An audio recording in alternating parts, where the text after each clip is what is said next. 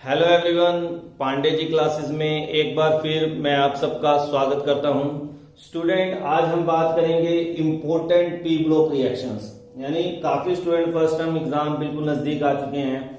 अभी तक जो सबसे ज्यादा दिक्कत स्टूडेंट्स फील कर रहे हैं वो पी ब्लॉक की रिएक्शंस में कर रहे हैं कि किन किन रिएक्शंस को करें, क्योंकि कोई लिमिट नहीं है कि पी ब्लॉक की कितनी सारी रिएक्शंस हैं। फिर भी उन सारी रिएक्शंस में से मैं 25 मुझे लगता है कि टॉप इंपोर्टेंट रिएक्शंस हैं वो मैं आपको स्क्रीन पे यहाँ पे शो कर रहा हूँ। और 50 के करीब जो रिएक्शंस हैं वो आपको पीडीएफ लिंक पे मिल जाएंगे। अगर आप उन रिएक्शंस को कर लेते हैं तो मुझे पूरी उम्मीद है कि एग्जाम में उससे बाहर कोई रिएक्शंस नहीं आएगी। तो स्टूडेंट, स्टार्ट करते हैं। पी ब्लॉक रिएक्शन जो इंपॉर्टेंट है काफी, उनको मैं यहाँ पे डिस्कस करने जा रहा हूँ। सबसे पहला इंपॉर्टेंट क्वेश्चन, प्रीवियस ईयर अगर आप एग्जाम को स्टडी करें तो कई बार जो पूछा जा चुका है कि लेड नाइट्रेट की डीकम्पोजिशन से क्या मिलेगा। तो स्टूडेंट यहाँ समझने वाला है लेड ऑक्साइड और कौन सी गैस निकलती है। बेसिकली क्वेश्चन आता है तो नाइट्रोजन डाइऑक्साइड गैस यहाँ पे क्या होती है, लिब्रेट होती है। तो काफी इंपॉर्टेंट क्वेश्चन है जो आपको करना चाहिए।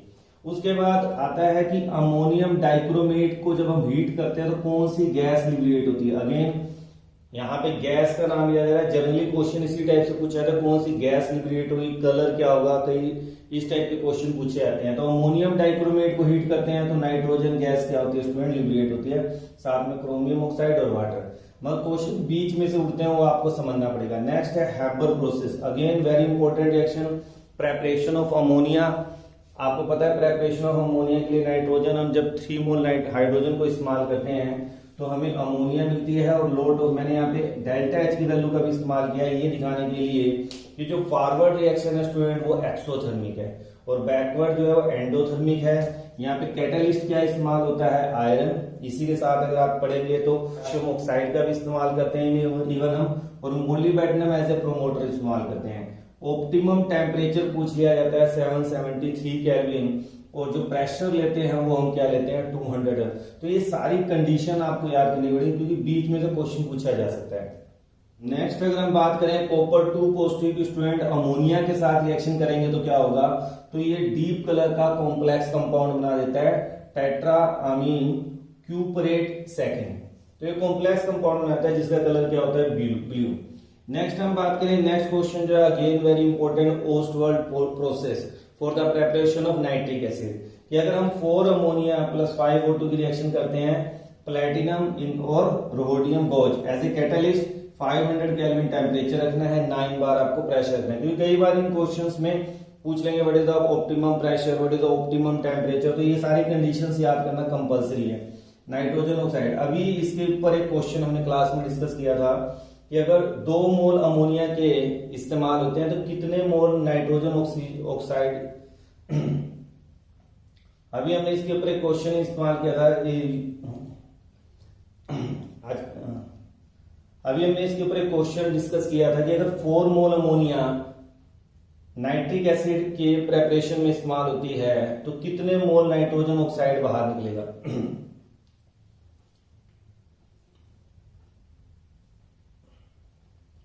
इसी के ऊपर स्टूडेंट एमसीक्यू क्वेश्चन बना हुआ है कि अगर 2 मोल अमोनिया का इस्तेमाल हम करते हैं नाइट्रिक एसिड की प्रेपरेशन में तो कितने मोल नाइट्रोजन ऑक्साइड निकलेगा। तो आप यहाँ पे देख सकते हैं कि 4 मोल के लिए अगर 4 मोल नाइट्रोजन ऑक्साइड लिबरेट होता है तो 2 मोल अमोनिया से कितना लिबरेट होगा, 2 मोल नाइट्रोजन ऑक्साइड। तो काफी अच्छा एमसीक्यू क्वेश्चन है जो आ चुका है एग्जाम में। इसी तरह नेक्स्ट बात करें, again very very important question, previous year अगर हम पैटर्न को सीबीएसई के फॉलो करें तो बार बार इस टाइप के क्वेश्चन एग्जाम में पूछे जाते हैं कि कॉपर की डिल्यूट HNO3 के साथ रिएक्शन और कॉपर की कंसंट्रेटेड HNO3 के साथ रिएक्शन। अब यहाँ पे इंपॉर्टेंट जो समझने वाला पॉइंट है स्टूडेंट, अगर हम ध्यान से देखें तो इन दोनों केसेस में कॉपर नाइट्रेट निकल रहा है और दोनों ही केस में वाटर का लिब्रेशन हो रहा है। अब जो यहाँ पे डिफरेंशिएट कर रहा है, जो आपको याद करना है, मेमोराइज करना है, या डाइल्यूट की जब हम कॉपर के साथ रिएक्शन करेंगे तो नाइट्रोजन ऑक्साइड निकलेगा, और अगर हम कंसंट्रेटेड के साथ करेंगे तो नाइट्रोजन डाइऑक्साइड की क्या होगी, लिब्रेशन होगी।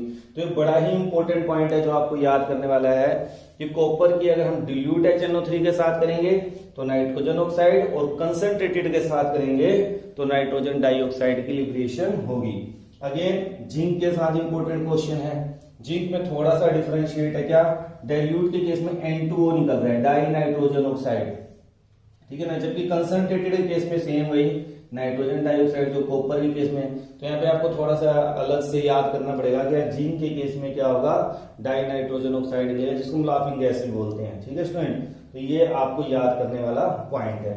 Next, brown ring test, again very important question पूछ लिया जाता है। ब्राउन रिंग कॉम्प्लेक्स का फार्मूला क्या है? तो ये स्टूडेंट आपके सामने फार्मूला है FeH2O का 5NO2 तो ये आपको याद रखना है, पूरी रिएक्शन अच्छी तरह याद करनी है। बेसिकली जो क्वेश्चन आता है वो आता है कॉम्प्लेक्स कंपाउंड का फार्मूला। ब्राउन रिंग किस वजह से, ब्राउन प्रेसिपिटेट जो बनते हैं, ब्राउन कलर जो प्रोड्यूस होता है, किसकी वजह से होता है? इस कॉम्प्लेक्स की वजह से होता है। Next again important question, potassium पर मैग्नेट को हीट करते हैं तो क्या प्रोड्यूस होता है? तो क्या प्रोड्यूस होता है student?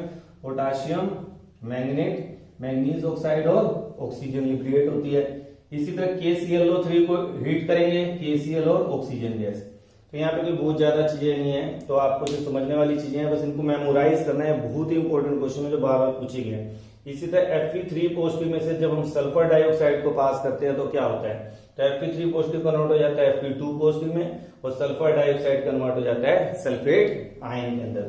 Again very very important question, ये प्रीवियस ईयर कई बार पूछा जा चुका है। NaOH और क्लोरीन के कंप्लीट द रिएक्शन करके आता है, बट यहाँ पे आपको याद रखने वाली बात क्या होगी? कोल्ड एंड डाइल्यूट, कि क्लोरीन को अगर हम कोल्ड और डाइल्यूट NaOH के साथ रिएक्शन करते हैं तो क्या बनता है? हॉट और कंसंट्रेटेड के साथ करते हैं तो क्या बनता है? तो आपको याद रखने वाली बात है स्टूडेंट, यहाँ देखिए NaCl दोनों में बन रहा है, वाटर दोनों में बन रहा है। जो डिफरेंशिएट कर रहा है कि अगर हम डाइल्यूट ले रहे हैं तो हमें क्या मिलेगा? Sodium hypochlorite. नाम भी याद करना है, मैंने इसलिए मेंशन कर दिया है, इसको याद करना। कई बार नीचे नाम लिखे आते हैं, फार्मूले नहीं आते हैं, ठीक है ना। और इसी तरह अगर NaOH की बात करें तो सोडियम क्लोरेट निकलता है NaClO3। तो ये आपको याद रखने वाले पॉइंट है ऐसे छोटे छोटे, जहां के ऊपर MCQ ज्यादा क्वेश्चन बनने की प्रोबेबिलिटी है। नेक्स्ट हम बात करते हैं H3PO3। डिस्प्रपोर्शनेशन रिएक्शन शो करता है, तो कौन कौन से प्रोडक्ट बनाएगा हीट करने पर? तो H3PO3 क्या बनाता है? तो फोस्फीन गैस बनाता है PH3, और साथ में फास्फोरिक एसिड बनाता है H3PO4।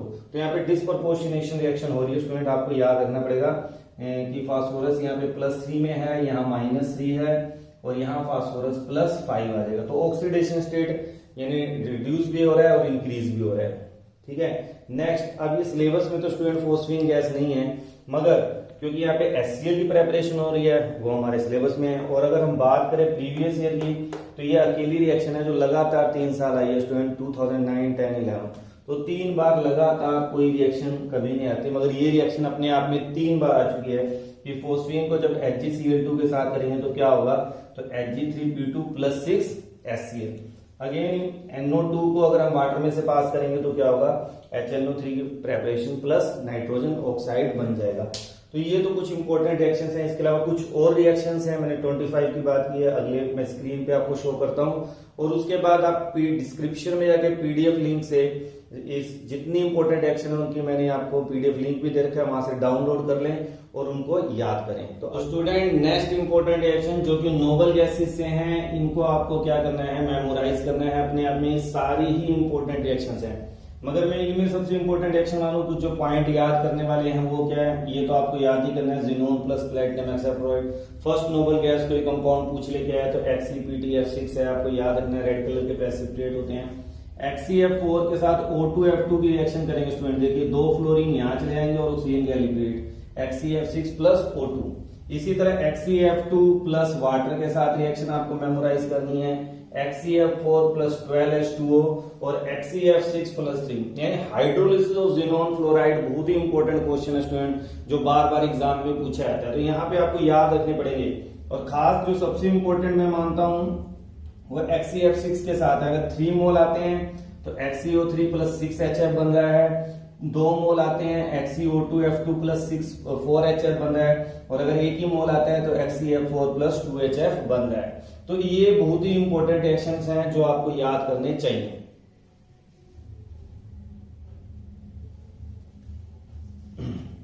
उसके बाद अगर हम बात करें again important reaction HCF2 + PF5, तो यहाँ पे फ्लोरीन क्या है? फ्लोरीन दे रहा है, फ्लोरीन यहाँ पे क्या कर रहा है? दे रहा है, तो PF6 हो जाएगा Xe। Similarly HCF4 + antimony पेंटाफ्लोराइड। तो यहाँ पे भी क्या कर रहा है, फ्लोरीन दे रहा है। बट अगर ये मेटल के हैलाइड के साथ आ जाए, यानी कि sodium fluoride, potassium fluoride, rubidium, तब ये क्या करेगा, ये इसको फ्लोरीन देगा, ये एक्सेप्टर हो जाएगा फ्लोरीन का। यहाँ पे फ्लोरीन डोनेट कर रहा था, यहाँ पे फ्लोरीन क्या कर रहा है, ले रहा है। ये आप पॉइंट आपको नोट करना पड़ेगा। इसके बाद ये दो रिएक्शन है स्टूडेंट, आज तक एग्जाम में प्रीवियस ईयर नहीं है बट एनसीईआरटी में गिवन है। मैं चाहता हूँ इनको याद करें। यहाँ से ही मुझे लगता है क्वेश्चन बन सकता है कि जैसे अगर हम रेडोन बनाते हैं तो कौन से पार्टिकल लिब्रेट होंगे, तो हम कहेंगे अल्फा पार्टिकल लिब्रेट होंगे। इसी तरह कैलिफोर्नियम से जब हम ऑर्गेनिज्म बनाते हैं तो कितने न्यूट्रॉन लिब्रेट होंगे, तो 3 मोल क्या होंगे, लिब्रेट होंगे। तो ये आपको याद करना बहुत ही जरूरी है। तो मुझे उम्मीद है स्टूडेंट्स की ये रिएक्शंस आपको काफी पसंद आई होंगी। इन रिएक्शंस को आप याद करें। इसके अलावा पीडीएफ फाइल में आपको कुछ और रिएक्शंस मिल जाएंगे, उनको आप डाउनलोड करके जरूर याद करें, जो कि आपके फर्स्ट टर्म एग्जाम के लिए बहुत ही इंपॉर्टेंट है। नेक्स्ट वीडियो में मिलते हैं। Thank you, have a nice day.